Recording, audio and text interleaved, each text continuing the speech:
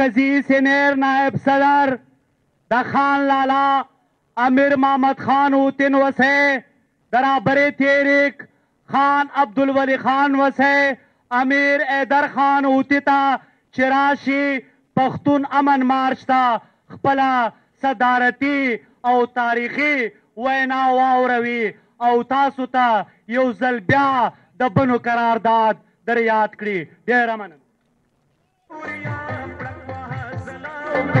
تورې تیرې زور شولې د خپله رڼا وکړه، تورې تیرې زور شولې د خپله رڼا وکړه.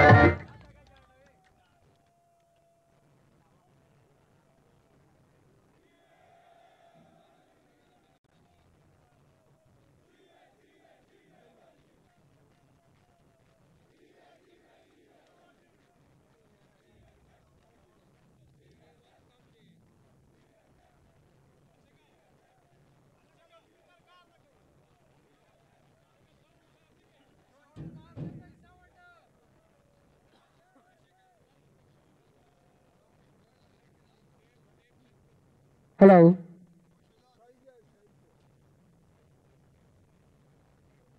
Bismillah ar-Rahman ar-Rahim.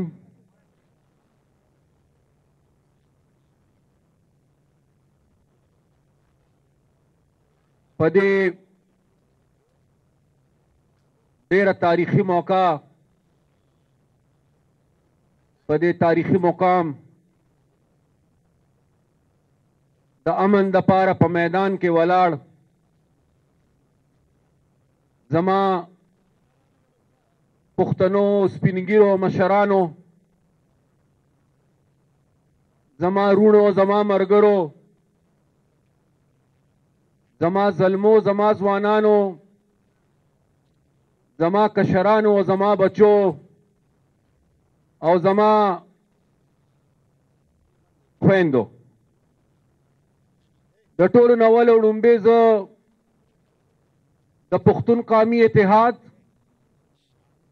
او بالخصوص بیا د عوامي نیشنل پارټۍ د پښتونخوا د تنظیم او د عوامي نیشنل پارټۍ د پښتونخوا د ټولو مرګرو ډېره ډېره زیاته شکریا ادا کوم چې ډېر په لنډ ټنګ وخت کې د یو څو ورځو په نوټس د خپل صوبایي صدر صاحب په وینا د هغې فیصلې په رڼا کې نن تاسو په دې امن مارچ کې شرکت وکړو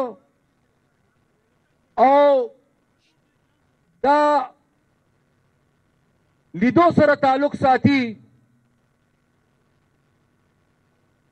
دې کیمرې ته خو مخامخ تش دا مخلوق کاری خو مونږ چې اوس را دننه کېدو نو د ثوابۍ د انټرچینج نه هغه سر نه والا تر د دې ځای پورې په ټوله لار باندې پښتانه روتي دي د امن دپاره او د پښتنو د روښانه مستقبل دپاره. دې نړوان دی چې زه د دې موقع په مناسبت خبره وکړم. ما تر دې خبرې مې احساس دی چې وخت بې وخته دی او زه نن څه ګنټه تقریر نه کوم، زه به زیات نه زیات 15-20 منټه تقریر کوم او دې اړخته شاته الحمدلله ښه بلا ځایونه چې په کوم ځای کې مونږ په کلاره انشاءالله د ماښام مونځونه کولی شو که خیري. دا یو خبره به ستاسو په اجازت زه په اردو کې کوم ځکه چې دا نننی پیغام مونږ تشو پښتنو له نه ورکوو، دا نننی پیغام مونږ ټول پاکستان له ورکوو او دا نننی پیغام مونږ ټولې دنیا له هم ورکول غواړو.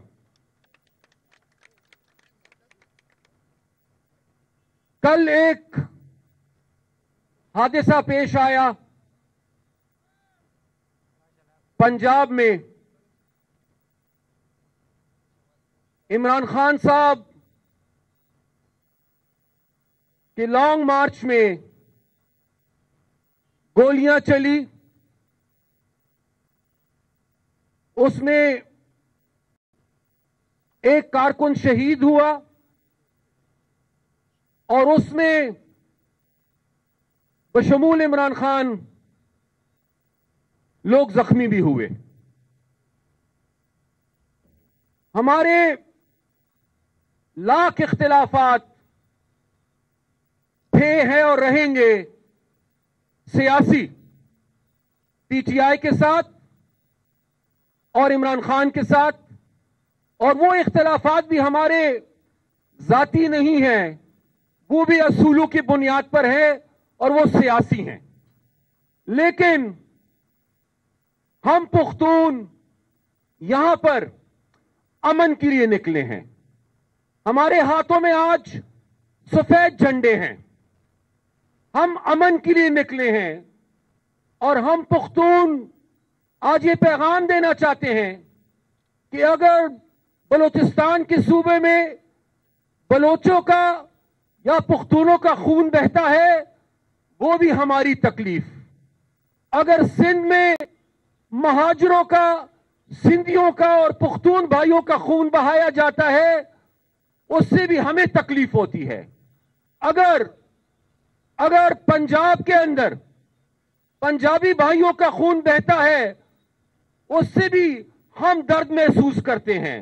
اور لاکھ اختلافات صحیح, لیکن اگر کل پنجاب میں بے گناہ لوگوں کا خون بہایا گیا ہے تو ہم اس کی بھرپور مذمت کرتے ہیں, اس عمل کی مذمت کرتے ہیں. اور جس نے بھی یہ کیا ہے, ظاہری بات ہے کہ سیاست میں آپ نے مقابلہ سیاسی میدان میں کرنا ہوتا ہے.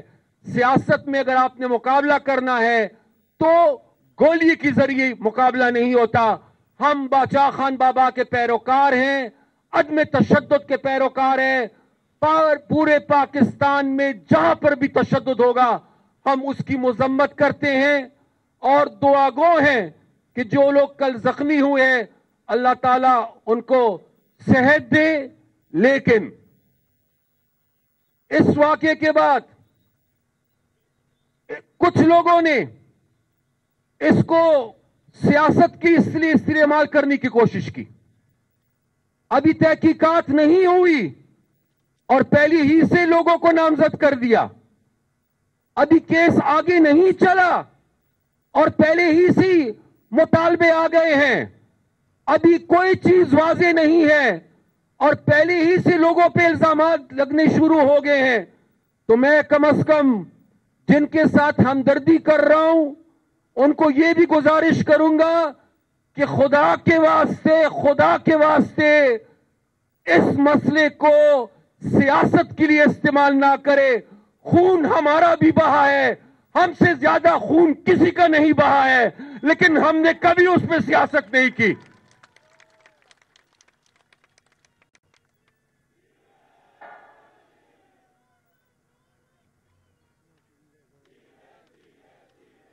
اور دوسری بات میں یہ کہنا چاہوں گا کہ کل مہربانی بچے, دوسری بات میں یہ کہنا چاہوں گا کہ کل جو واقعہ ہوا ہے جس کی کل سب سے پہلے مذمت ہماری ملی مشر اسفندیار ولی خان صاحب نے کی ہے, میں نے مذمت کی ہے, ہم سب نے مذمت کی ہے. لیکن کل جو واقعہ ہوا ہے میں پوچھنا یہ چاہوں گا کہ یہ کہا جا رہا ہے کہ یہ شہباز شریف نے کیا ہے, یہ رانا صلاح نے کیا ہے. میں پوچھنا یہ چاہوں گا کہ جس طریقے سے مارچ آ رہا تھا, جس رفتار سے مارچ آ رہا تھا, جتنے لوگ مارچ میں تھے, اس طرح کا واقعہ ہونا, اس سے شہباز شریف اور رانا صلاح کو فائدہ ہوگا یا نقصان؟ زخمی بے شک عمران صاحب ہوئے ہیں اور ہمیں ان کے ساتھ بھرپور ہمدردی ہے, لیکن اس کا فائدہ